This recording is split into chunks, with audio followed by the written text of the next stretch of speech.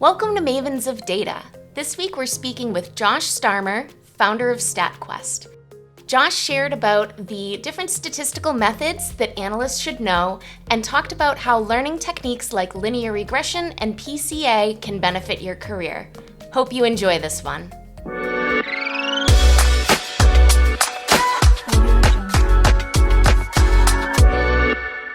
Josh, thank you so much for joining. I'm so excited for this conversation. For people who maybe haven't heard of you yet, can you give us a little run through of your background? I'd be happy to do, Kristen. But first, let me just say thank you for having me on the show. It's a real pleasure to be here and a real honor. So thank you very much for having me. The pleasure's mine. Great. Yeah, so my background, I don't know how far back I should go, but I have I used to work in a genetics lab doing data analysis for all the people in the lab. Everybody else in the lab did experiments. And I did t-tests and basic statistics for everybody. And I also did, I did invent statistics, which was a little stressful, but it's actually easier. I mean, it sounds impossible, but it's actually easier than you'd suspect. So I'd invent new statistics and do a lot of computational stuff for a bunch of people in the genetics lab. And part of that was me trying to teach my colleagues basic statistics. And that trying to teach them morphed into a YouTube channel that's now called StatQuest with Josh Starmer. And I've sent, it's funny, it started off as StatQuest and it sort of branched out into machine learning after I went to a conference and someone came up to me and they said, do you know how a random forest works? And I said, I have no idea, but I'd love to find out. And so then I started getting into machine learning. And then from there, I got into neural networks and AI. And so I've covered all kinds of topics. And I'm actually getting back to statistics after years and years and years of doing ML and AI. I'm circling back to statistics, and I'm excited about that. Oh, that's awesome. And, I've found myself in a similar position where at work, I had to teach others about statistics. And I think it's because it's just one of those skills that not a lot of people go deep on. So if somebody is a data analyst, what do you think are the statistics skills that would be most useful for them to go out and learn for the job that they're going to be performing? Yeah. The good news is that I think the essential statistics are some of the most basic statistics. Mm-hmm. And one is like dive deep into variance. And you're like, well, variance, how hard is that? It's just like you've got your data, you can calculate the average, and then you can kind of calculate how far all the data are from the average. And then you just take the average of those distances or those squared distances. It's not that big a deal. It's one of the most fundamental things. But if you think about variance as just sort of how far things in the average, in a sense, the average of how far things are away from some sort of mean, you'll start seeing that equation all over the place.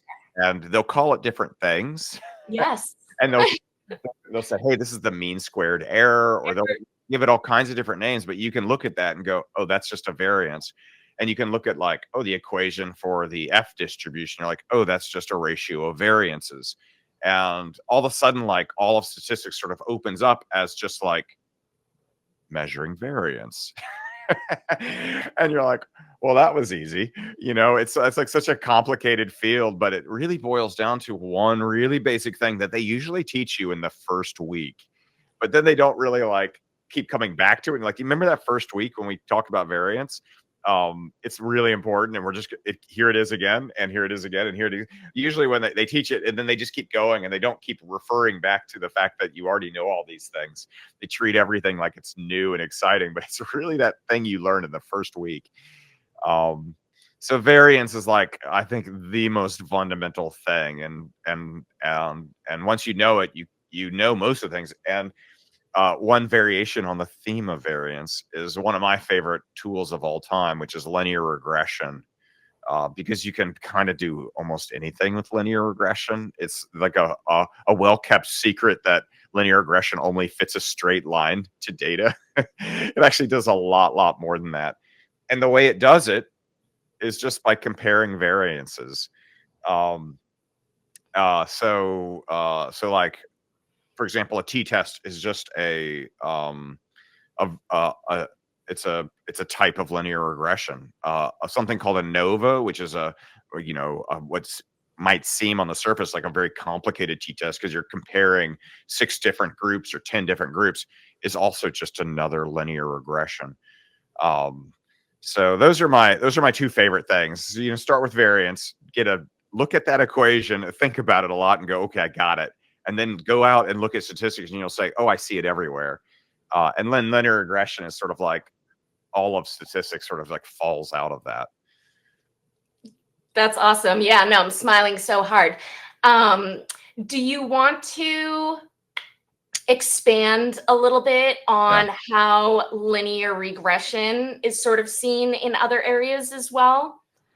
I mean, it's okay. Yeah. So a great example of linear regression sort of being like useful all over the place is it's one of the most fundamental machine learning techniques, right? I mean, in some sense, you can think of linear regression as a way of looking at your data and saying, is there a correlation? Is there a relationship between these 2 variables? And that's the statistician way of using linear regression. And then there is the machine learning approach, which is what kind of predictions can we make with this line once we've drawn this line or whatever shape we fit to the data? What kind of predictions can we now make? And it becomes a very useful machine learning tool. And you go, wait a minute, we just fit a very basic shape, just a line, and it's not, how fancy is that? It's not super fancy, but it's so in machine learning, there's lots of fancy methods. You got neural networks, you've got decision trees, you've got random forests, you got all these fancy methods. And all of those fancy methods actually suffer from something called overfitting. And one of the magical things about simple old linear regression is that it isn't as susceptible to overfitting the data as a lot of the fancier methods. So it's actually a very robust method that you can use in all kinds of situations. So it's another reason why, I should just get a t-shirt that says, I love linear regression, and just wear it around all the time. So that people know. I might go ahead and make that t-shirt right now because it's true. I need you just to own it. I love linear regression. That's awesome. And I feel like we're not having this conversation anymore, but I feel like you brought up the fact that statisticians and machine learning engineers are both using linear regression, but they're often using it in a slightly different way, right? The statistician might be looking at what are the values of the coefficients and how do I interpret those so that I'm able to explain what it means. Whereas, somebody who's using it for linear regression might think a little bit less about the assumptions, but what they're really looking for is to be able to make a prediction or something like that. And so the way that they use it is different. And I think that now everyone sort of gets that. I think in the beginning, there were a lot of conversations on LinkedIn that were specifically like people just didn't, we were talking about the same thing and we didn't realize that we were using it differently, which I've always thought is incredibly interesting. And, was certainly important context for me to figure out because I was in that camp and then I tried machine learning and I was like, okay, no, this is different. Yeah, it's completely different mindsets between the statistician and the machine learning people. The statistician is fundamentally interested in the underlying process and understanding the underlying process that generated the data. So you really treat that the linear regression as sort of like, am I accurately representing the fundamental process that generates this data? Is this a good model in terms of capturing that essence? Whereas the ML person is like, who cares how the generator was data? Who cares? How the data was generated? Who cares? They don't. All they care is how good are the predictions, Yep. right? And so they're all outcomes based, and they're not really, they've created, technically it's a model, but they're like, I don't care if it's a good model or a bad model in terms of the underlying process. All I care about is whether the predictions are accurate or not. And there's overlap there. Sometimes when you have a model that's captures the essence of the process that generated the data, and that's a good model, then it'll be a good, good at predicting things, but it doesn't have to be. And ML often solves that sort of dilemma of like not worrying about the fundamental process by saying, well, we're just going to throw a lot of data at it and keep our fingers crossed. So one real interesting detail.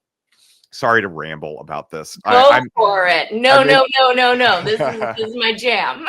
So for regression, there's something called adjusted R squared. So R squared is a measure of, basically it's a measure of effect in terms of how strong is the effect of the variables I'm using to make the predictions on the thing I'm trying to predict.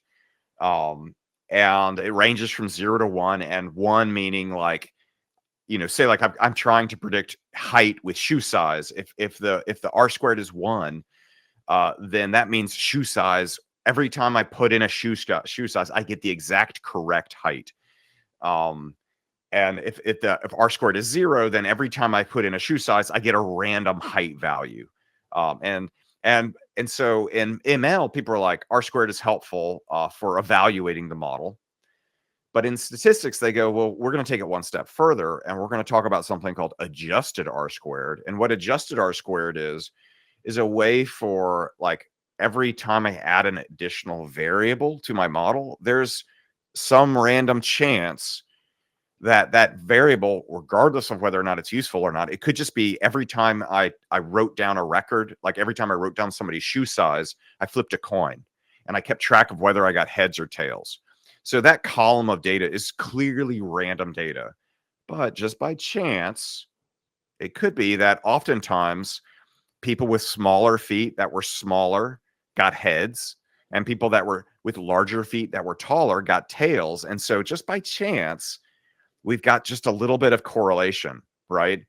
Now, in machine learning, we'd be like, great, we're going to keep using this variable because it helps us with predictions. But in statistics, you go, no, we're going to cut that variable out. And adjusted R squared penalizes for extra variables.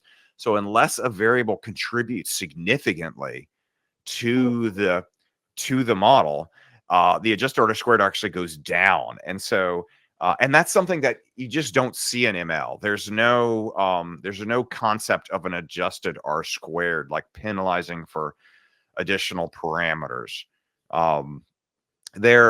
Sorry to keep rambling. In decision trees, seriously. Yeah. And in decision trees, we have something, there's something called pruning, right? You can build a tree and then you can prune it. But the pruning is very fundamentally different from the adjusted R squared in that it's operating on not on the variable level, but on the split level, which could be within a variable. So it actually doesn't tell us anything about the variable itself. Whereas the adjusted R squared is actually telling us to throw away entire variables. And again, that's more focused on the underlying process rather than just trying to maximize the best predictions. So that's to me, that's a fundamental difference in the mindset of a statistician versus a machine learning engineer. And if you want to be able to go between those two fields, you have to be able to put on one hat and then put on another hat pretty quickly, because it's in this area of statistics, it's not appropriate to just be thinking about accurate predictions. Whereas in machine learning, you're really going to hamstring yourself if you're just worried all the time about how accurate the model is for the method producing the data. Instead, you just say, let's just get more data. Yeah. No, it felt so weird the first time there was, a variable that I would never have kept in the model under a statistical context. And sometimes you'd keep variables with, p-values of 0.1 or something, because you're like, well, the p-value is getting a little high, but there might still be some relevant. I'm using my context. It's, it's relevant or whatever. But sometimes there'd be these variables that were just like, I would never keep this. And it was like something I emotionally had to get over. Also, I don't Yeah. know why this just keeps popping into my head, but when Yeah. I have to explain spurious correlations to other people, I Yeah. always mention there was this paper that was put out, and the spurious correlation was cheese consumption and dying by being tangled up in your bed sheets. And so anytime we talk about, correlation not meaning causation Yeah. and, what that means or whatever, that's and completely random. I could have kept that to myself, but here That's we are. hilarious. I love it. Yeah. So thinking about all these statistical concepts, how important do you think it is for a data analyst to explore different statistical concepts? I mean, I think it's important for anyone in data because you have to be flexible about the position you're in. Like we were just talking about. Sometimes you're in an ML setting, and and in that case, you're just like, whenever there's a problem, you just say, well, we need more data. Um, and sometimes you're in a statistical setting where you have to think about things more like a statistician. And I think it's super important to be flexible and super important to understand sort of things in both fields. Just because, as we're seeing right now, the fields can change quickly, right? And who knows? It could be that ML gets sort of made obsolete by AI in the next few years, but maybe statistics, because it's rather than just throwing data at a problem, you have to think a little bit harder. Maybe statistics will be a little bit more robust and be around. That's maybe a very dark way to think about the role of statistics, but the statistics, I mean, to be honest, it's been around for a long time. We've been doing statistics for hundreds of years. And a lot of, I don't know if you've taken a statistics course. I took some statistics course, and boy, did I realize that a lot of things are very subtle and awkwardly worded. Like if you take the definition of a p-value, it's this backwards sounding thing that's very subtle in how it should be interpreted. And that's the kind of nuance that, maybe AI is good at grasping, but maybe it's not always good at grasping. It's not just a brute force thing. It takes a lot of context to understand exactly what's going on and how to interpret things. And so, yeah, so I think it's, in terms of, hopefully giving your career a little future proofism. I think it's a solid way to go, to think like, well, what if I could, in my little belt of tools, could I add statistics there? And I think that's a big yes, in terms of it's just a useful skill. Yeah, no, and I often wonder too if you're at a smaller company, does it become even more relevant? Because, obviously if you're in a role where it's very well defined and hypothesis testing is part of your role, you're going to need to know hypothesis testing. But when you're at a small company, the marketing team may decide to run a campaign where they're going to mail people and they want to test it, and they're going to come to you and they're going to say, how many people do I actually need to send this to before we know that the results are different? And now you need to be able to calculate what the required sample size is. And I've just been in that scenario where I've worked for small companies, and some of the questions you get are, we all know when you're at smaller companies, you wear more hats. And analytics is well positioned to be able to get those types of questions. I also loved how you talked about how things are changing, because it's been my experience that I have learned that we don't use certain techniques anymore by reading people's tweets. I always used stepwise variable selection, and I taught a UC Berkeley extension course where I taught this method, and then I see on Twitter just a couple months later, don't use that anymore for, I forget what the reasons are. You might know. I have forgotten. But then another one was, we had to submit our models to the DPU.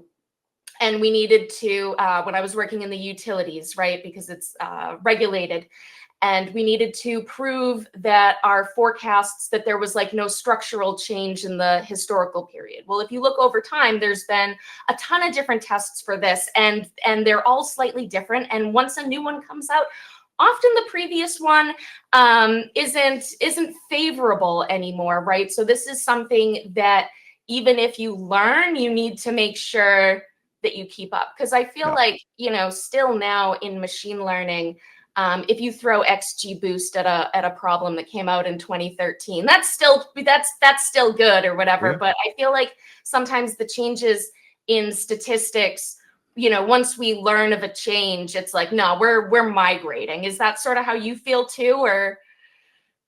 Yeah, I mean, statistics is still growing and changing, and yeah, there's like a big change in statistics. It's not, I mean, like for example, a lot of statistics is old, right?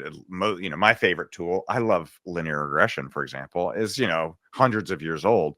But nowadays we've got these techniques called regularization. And specifically, there's one called lasso regularization. And what they do is they kind of bring statistics into the big data era. A lot of statistics was invented when you had like 3 measurements or 4 measurements.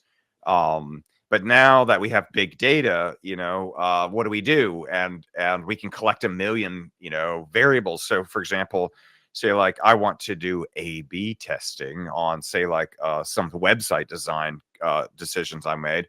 Well, I can record all kinds of things. I can record how long somebody's on the page. I can record what they click on. I can record where they came from. I can record where they go, whether they bought something. There's a billion different things, right?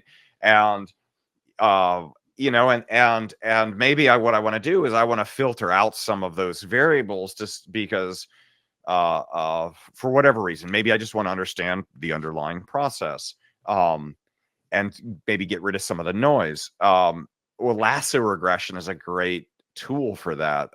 What it does is it's a little bit like our R squared, adjusted R squared thing, where it penalizes parameters that really don't add a lot in terms of the predictive ability, and it actually sets those coefficients to 0 and allows you to filter them out. So it's a cool little, it's sort of like big data technique that is gaining popularity in statistics for variable selection specifically. No, thank you for bringing that up. Exactly. To go back, I mentioned that I'm no longer using stepwise variable selection, and then Josh just shared with us the solution to that, because that is what I use now, even though I didn't mention it. So just wanted to like very clearly call that out. Yeah. Yeah, Kristen, you're 100% legit. No worries. No, I knew you were just helping me. It wasn't even coming in like that. And so I know that PCA is another skill that you believe is super variable, and maybe feel that it's a little overlooked. Could you elaborate a little bit on that and maybe how it might be helpful for analysts? Yeah. So when I learned statistics, and I think I went through a whole PhD without ever doing something called principal component analysis, or PCA, which is bonkers, because it's one of like the most useful tools I can think of. It's right up there with variance. And one of the things that's very cool about PCA, especially in this era where we have lots of data, is it makes it easy, relatively speaking, to visualize that data. So, you know, if I only measured shoe size and height, people's height, well, I can plot that data on an XY graph. I can put shoe size on the X, and I can put height on the Y, and I can put a dot for each person that I've measured their shoe size and their height. Okay, I can see that. That's awesome. Seeing the data is, I feel, critical for any sort of like legitimate data analysis. But say like once I measured shoe size, blood pressure, and height. Well, I can kind of draw a 3-dimensional graph. It's not very easy, and it's awkward, and it kind of maybe is hard to read, but I can do it.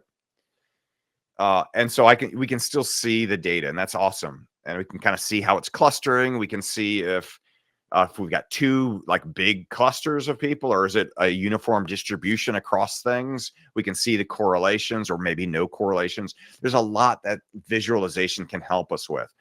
But once I measure 4 things or 5 things or 1,000 things, I can't visualize it very easily anymore. In fact, I might not be possible at all.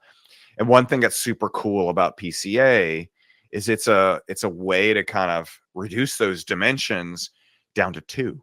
So I can draw a real simple graph and I can go, oh, we've got 2 fundamentally distinct clusters in our data. And being able to see those 2 fundamentally distinct clusters can inform me about what to do next in a way that like I'd have no idea otherwise. And so I'm a huge fan of PCA as sort of like a first step for any data analysis that has more than just a couple of variables, because it's super helpful to kind of interrogate the data and go, can I see it? Can I look at it? Another thing I love about PCA is it also serves as a sort of a denoising filter. It's used throughout sort of data science processes. Oftentimes you may not know it's running in the background, but a lot of algorithms will use, like, they'll have this algorithm to do a funny thing, but the very first thing it does is a PCA to filter out, again, we're filtering out variables that don't play very significant roles in the overall sort of what's going on in the data, what's interesting in the data. Some stuff is just noise, random noise. And PCA can help us filter that stuff out. So it's got 2 kind of very cool use cases, visualization and denoising of data, that I think make it sort of an essential tool for any data analysis to have. Does that help with multicollinearity too, or? Yeah, you can collapse variables into a single variable if they're highly correlated. They'll just collapse into one, and that's helpful too. Yeah. Awesome. Can you give an example of like a project somebody might use that for, like in industry? I mean, anytime you have a lot of measurements, so if, again, think of say like we're doing A/B testing on our design feature on our website. Say like we want to decide if we should make the buy now button, we should make it red or we should make it green. Well, we're going to measure a million things. We're going to measure sort of how does the mouse move a lot? How long does it hover over the button before they click? How long are they on the page? Do they scroll? We're going to measure all these things, right? PCA, bam, gives us a way to now visualize that data. And like I said before, that's super helpful. It also helps us denoise the data and clean it up a little bit. So two for one. And if we've got any kind of like highly correlated variables, we can collapse those into a single variable. Bam. So triple bam right there. Triple bam. Triple bam. Yeah. I remember the first time I used that was in a behavioral customer segmentation using k-means. And really what got me to use it was that, and so this was like 2013, right? And I was on a 2013 laptop. So that was part of my issue. And I'm in R and my computer kept crashing. And like this was a parallelization and using PCA was sort of how I got everything to run. Right. Yeah, exactly. It's also a data compression algorithm. I mean, what's not to like about PCA? Yeah. And so when we think about these different tools and you think about the data analyst career, do you think, thinking of we used to talk about T-shaped people, right? People who could go across a lot, but then could also go really deep into a topic. Do you think that it's important that people, I mean, everything's important, but like, if you were going to advise a friend, are there, topics that you'd say it was more important that they go really deep on, or that they should focus on trying to be the top of the T and know a little bit about a bunch of different stuff? How do you think about that? Yeah. So, I mean, I know how I am. And I'm one of those persons that knows a lot about, knows a little but a lot of things, but on a moment's notice, I'm ready to go deep on whatever I need to go deep on. And that's worked very well for me. I don't know if that's for everybody, but I, again, because we have AI now and it's going to change our jobs really quickly. I think it's important to have some breadth as a, as a, not necessarily a plan B, but a way to allow you to pivot very quickly when a tool comes in and does a lot of the stuff you used to have a lot of expertise in, right? If all you could do is a certain type of SQL, like, or coding, or a certain language or something like that, if that's all you were capable of doing, there's a good chance a tool may come and make you obsolete. But if you can do a lot of different things, you can easily pivot. And then when you need to go deep, it's good to have the ability to go deep, and then basically have the best of both worlds. I don't think, if all you are is a millimeter deep on every single thing in the world, that makes you kind of useless. But if you have the ability to also kind of understand the nuance and the details, and you're willing to kind of dive in on that stuff, then I think you can be very useful, and you can pivot very quickly to different fields as the field we work in changes and adapts to the presence of AI.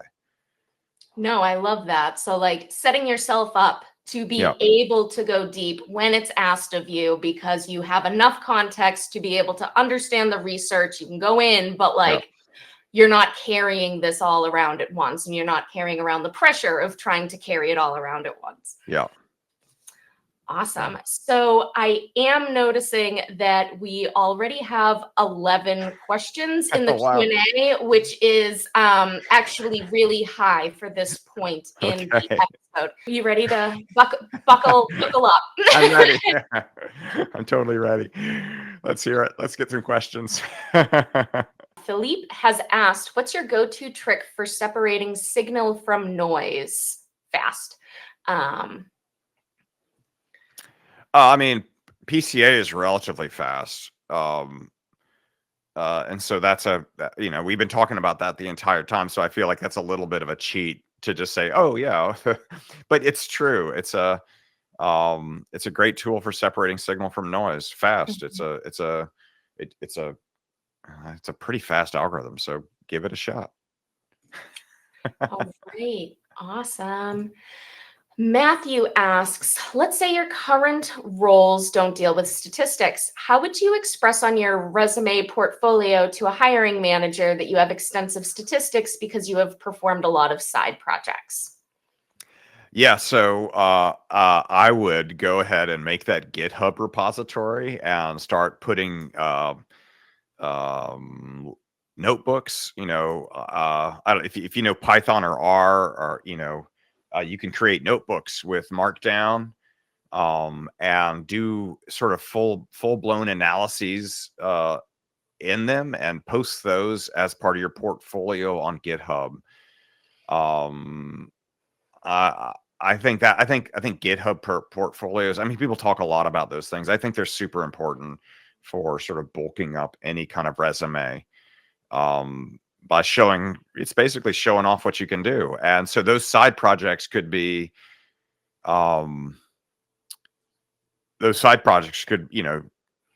be full-blown things that people can look at and go, wow, this guy really knows what they're talking about. So yeah, they are a statistics person, even though all they're doing right now is machine learning or something like that. Yeah, agreed. And even if you have room on your actual resume for like a section on, because not every manager that you have is going to be technical, is going to look through a GitHub. That's why it's really important to have a good README, right? So that somebody who's non-technical can read and understand what you did without having to read your code itself. And then in the resume, have a couple bullets. And this is if you have space, right? Or if the job that you're going for really requires statistics and it is very imperative that you get that across, and make sure that you do the old start with a verb, end with a result, and like be very clear about, the technique you were doing and what you achieved. Yeah. Oh, Ryan wants your thoughts on how can ML be made obsolete by AI? Isn't ML a subset of AI? Just curious. Yeah, so it's not that ML will be made obsolete. I guess it's the people doing ML will be made obsolete by AI. It's super easy. The automatic ML has been around for years, and what it is basically you throw a data set. I mean, the general idea is you throw a data set into a computer and it just tests a bunch of different models automatically in parallel on the cloud, and it comes back to you with summaries of how each model worked, and gives you gives you a sense of what you should do next. And I think with AI on top of something like that, could make the job as like ML engineer relatively less profitable, I guess, in the future. So I think that's what I was saying. It's less that the algorithms will go away, but the people having to sort of maintain them or create the models or put the data in. I mean, those roles I think could go away. Yeah, right. I Yeah. mean, we've seen it. Like when I was building models 15 years ago, it was way more manual. There were way more things that I had to consider and build out myself. And if I was doing an NLP project, I might be stemming that data myself, right? And Yeah. now we have all these libraries that do these things for us. And the pipeline has just been getting shorter, and there's just been less things that we've had to think about because they've been built out and are starting to be done for us. Yeah.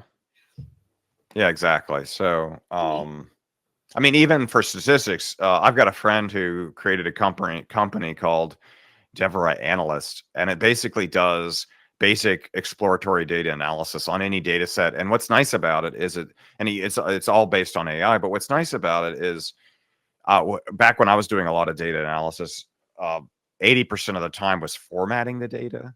Yes. And my friend's company, this Analyst thing formats the data for you, right? It looks for missing data, it corrects typos, it does all that stuff. And then it does basic exploratory data analysis for you automatically without you having to do a single thing.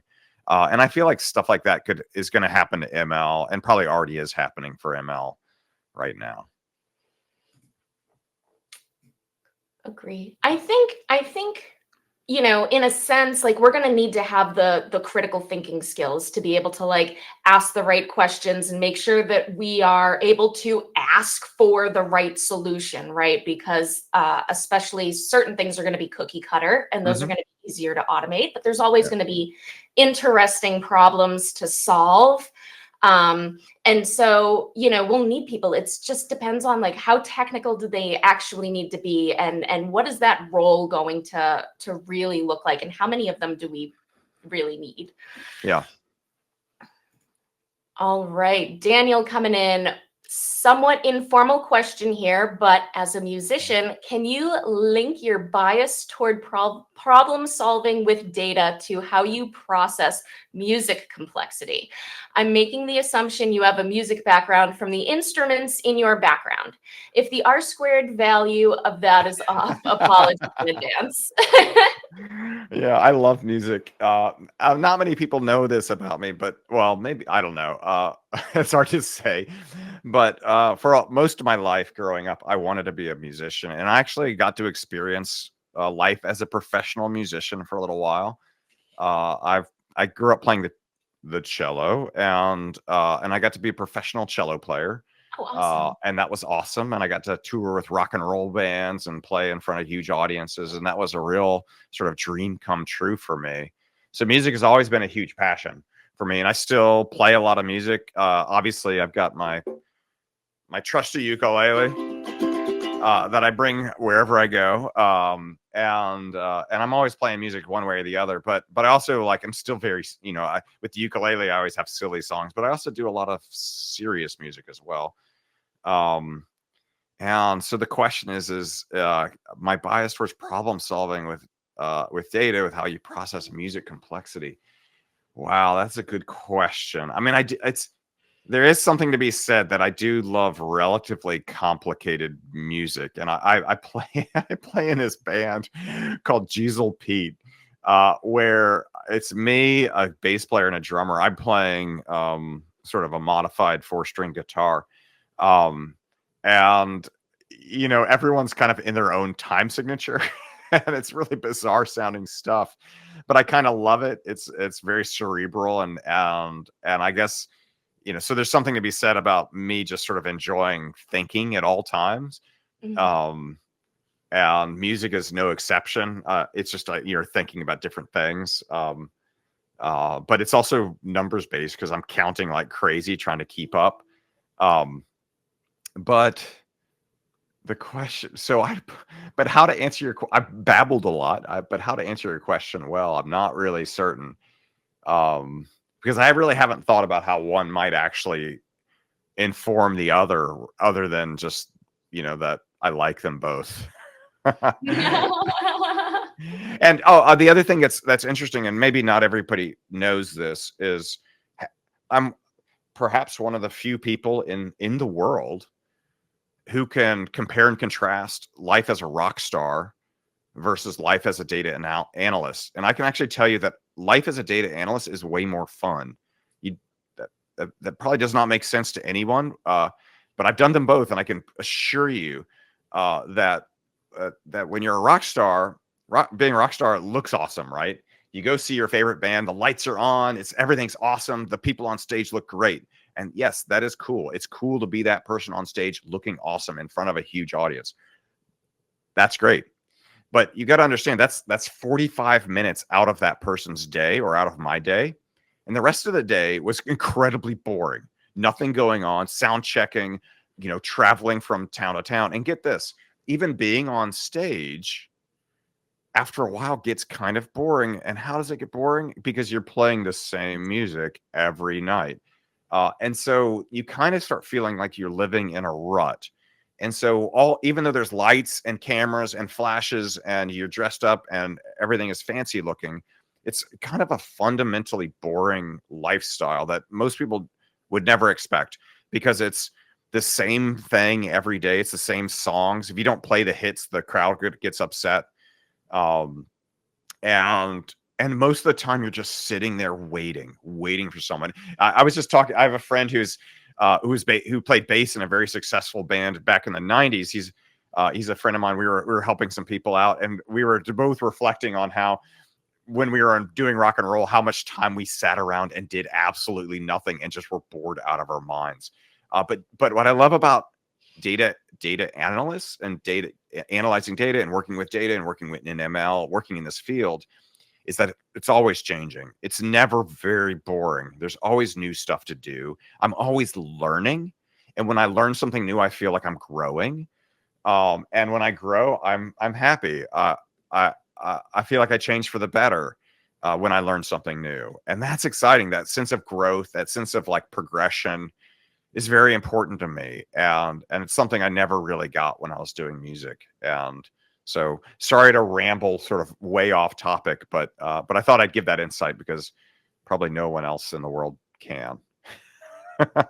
No, I identify with that. I can't do the same thing Yeah. over and over. And data does give you an opportunity to be constantly learning. It puts Yeah. pressure on you to learn new things. Yeah.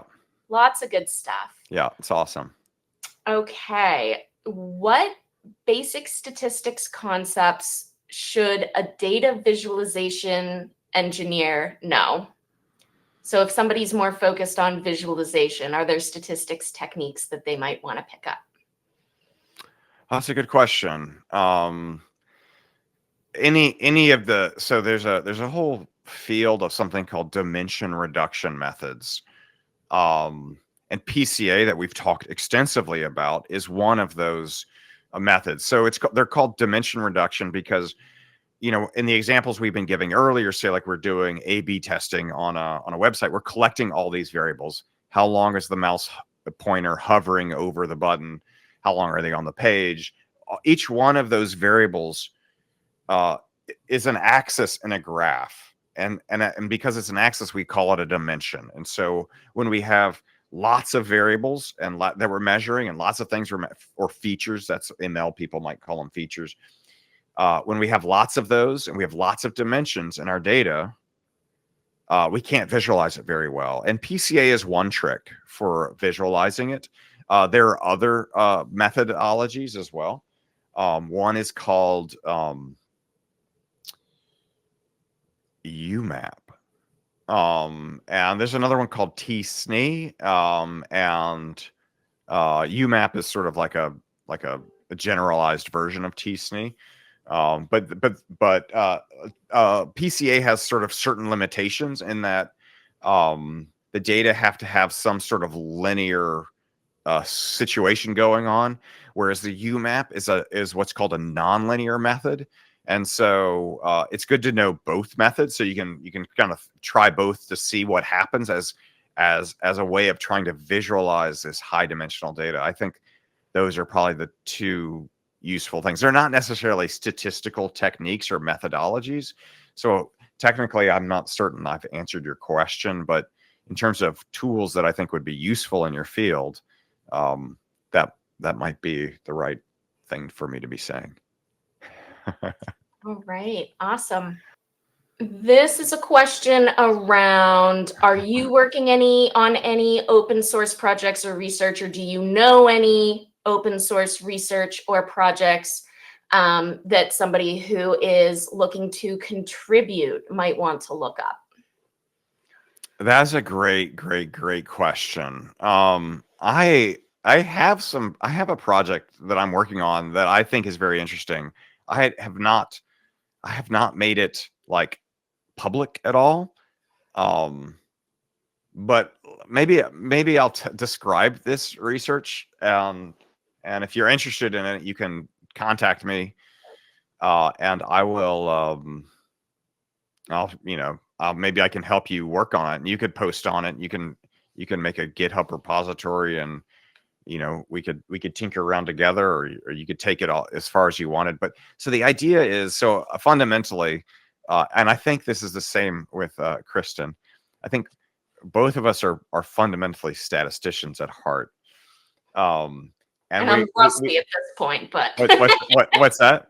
I said, and I'm getting a little rusty at this point. Yeah, me too. But fundamentally, I think about things in terms of variance. And when I look at neural networks and AI, I don't see a lot of people talking about variance. No. We talk about large language models hallucinating.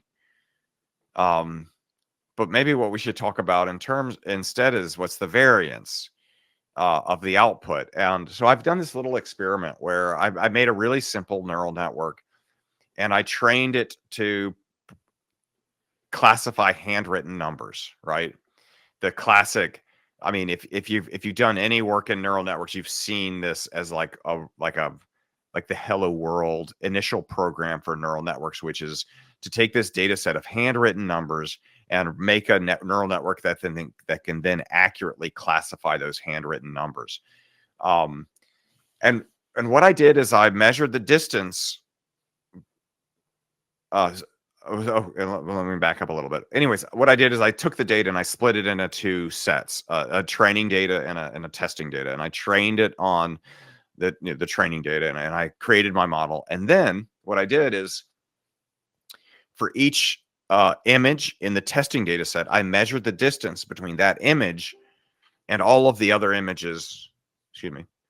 All of the other images in the training data set, and I could see which images were more similar or closer to the images in the training data set, and which images were further away from the images in the training data set. And what I found was my neural network did a better job classifying numbers that were similar to the training data, and worse at classifying numbers that were far from the training data. And on the surface, that's a very obvious result, right? Pretty much anything is, if you've got a model and you throw at it stuff that is similar to what you trained, you should get good results. But nobody's really talking about that in the context of neural networks, which I find a little disturbing. Because once we understand these distances, we can then talk about sort of establishing a metric for confidence and the output. If I can say, oh, your input is really far away from the things I've been trained on, so I would suggest having low confidence in the stuff I generated after, as output. Or alternatively, you could say, oh, you just asked me a question that is very similar to what I was trained on. So I'm going to say I've got high confidence in the kind of things I'm going to generate as output. And so that's something I've been tinkering around with. It's not rocket science. This is not, no one's going to win a Nobel Prize for this. No one's going to get an award, or you might not even get a publication. But I think it's interesting to just make it obvious that this is something we need to be thinking about. And the thing I like about it is that the tools are already there. In AI, in the land of AI and large language models, there's something called RAG, which stands for Retrieval Augmented Generation. And RAG actually generates measurements of distance between queries or prompts and stuff in a database. And usually what RAG does is it goes, oh, these are the top 3 things that are similar to whatever your prompt is. But then at that point, it kind of throws away that distance metrics. And all I'm saying is don't throw that distance metrics away. Keep track of it. And you can say, hey, the prompt you gave us is very similar to these things. And so you might want to have, you probably should have high confidence in the output about this stuff. Or you could say, hey, that prompt, it's very different from the stuff in my database. And so I would have, these are the 3 things that are most similar to it. But I'm going to say, let's have low confidence in my output. And it's just a matter of putting little, I don't know, some sort of qualitative or plus quantitative, using these distances, little safeguards on the large language model. And I don't really see anyone doing that. Whenever I interact with AI, it just sort of gives me an answer, and it never gives me any sense of whether I should be confident or not confident in what that answer is. Yeah, no. The first time I used a vector database actually was to do vector similarity search with images of my dog, right? So no one would care, but I was getting pictures back of my dog that were similar. And I didn't extend it to go all through RAG, but and actually, like you said, it's like and maybe it's because I didn't extend it to say why, the context about why this could be useful for other applications. But, there's just certain things I find that I share about on LinkedIn, and I wish people cared more, like experiment tracking, just like different things. But then again, the vector similarity search for images and working with the vector database was what allowed me to be able to build a RAG system later for a different use case, because you learn one thing and then you're like, oh, hey, I can use that thing. And, then I can take the results and send it up to an API, whatever. And you just slowly work your way through learning lots of things. But yeah, thank you. Actually, that helped me to think about how what I had done before was actually maybe more important for other use cases and how it might tie to, hallucination output. Yeah, right. Yeah, exactly. So, I mean, that's something I'm interested in trying to explore, sort of how can we apply this efficiently to a large language model. And I've got some ideas. But I haven't been able to implement them yet because I'm busy writing a book about statistics. Yeah, well, keep me updated as that goes on. I'd love to hear. I'd love to hear how that's going. Yeah. Okay. Diogo has asked for your opinion. I'm currently about to finish my PhD in computer science. I worked a lot with ML. I don't know if I should go into the academic path, postdoc, or to industry. Yeah. What are your thoughts? Well, I mean, I just have to turn that around. because I mean, they're very different paths and very different careers. The question I would say, do you love research? Is that your primary like reason for getting out of bed? You know, like I just described sort of like a research problem that I'm sort of curious in, and it's fun, and it's a little toy I can play with when I have spare time, but it doesn't, that alone wouldn't get me out of bed. What gets me out of bed is writing my statistics book, making a new statistics video or a new StatQuest video. Those things, like I can't sleep when I'm doing those things. I'm so excited about them. But if research is your one true love, I would highly recommend the academic approach. If it's not, I would highly recommend the industry approach. You know, because you know, fundamentally, academics is going to be a research job, and you have to love it because it does not pay awesome. Two, it's a ton of work, and three, the funding sources are getting cut right as we speak, and being decimated. So it's not only is it hard work to do right now, it's going to be harder. And so unless it's your, you know, your passion is research, and it could be, to be honest, I thought my passion was research, and I went into a research lab only to discover that my passion was in helping people with their statistics, which is true. That was a real, I mean, I have a PhD in something called bioinformatics, and I got this job thinking I would become a professor in bioinformatics, doing research in bioinformatics and doing all that stuff. And I realized that I just did not, I liked my research. I didn't love it. And what I really loved, what I really, you know, I'd wake up and like, oh, I can't wait. I'm going to go in and I'm going to help these people with their statistics. And I was like, wait a minute, that's what I love. So I need to focus more on that than on this stuff that was interesting. But if, you know, it wasn't, if, you know, it wasn't the number one thing in my life that I just loved more than anything else. So anyway, so that's my advice. I love that. That was like pretty concise, great advice for a really difficult question. Thank you so much, Josh, for joining today. This was a wonderful discussion. It was so nice to talk through the statistical tests, and I love sharing that with other people, and I loved hearing your perspective, and this is awesome. Oh, thank you very much. It's been a real pleasure being here, and this is an honor to be part of this podcast. So thank you very much, Kristen. Awesome. Thank you. Thank you. All right, guys. Hope to see you next week. Have an awesome week. Bye.